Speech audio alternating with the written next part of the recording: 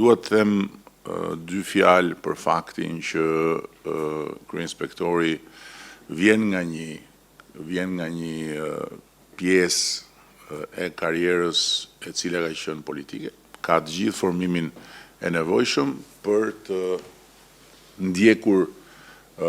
këtë punë, pasi formimi juridik në të rast është shumë i rëndësishëm, por ka edhe sfidën që gjithë ato që i ka thënë Blerinës në parlament,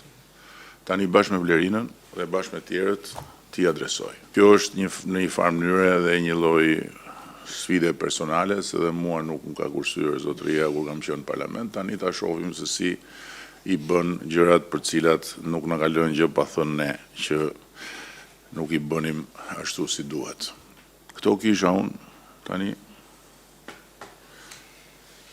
ta mbash me shëndet përgjegjësinë edhe tani ka ndryshuar rolet. Kam pranuar këtë sfidë sepse ju vlerësoj maksimalisht për vizionin që ju keni. Ndoshta është e pamundur dhe pa imagjinueshme që një demokrat për 20 vitesh politik në një llogore tjetër që ju e thatë me të drejtë, kritikuar, gjuajtur me gur shtëpisë apo qeverisë tuaj, por diferenca qëndron në një moment të cilë është thelbësor dhe nuk kam turp ta them që aty ku unë kam kontribuar,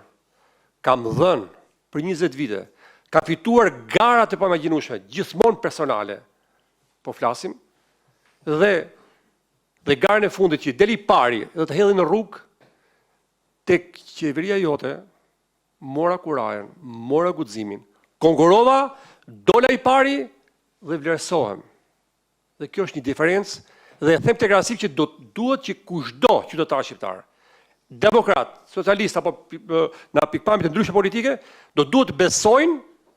në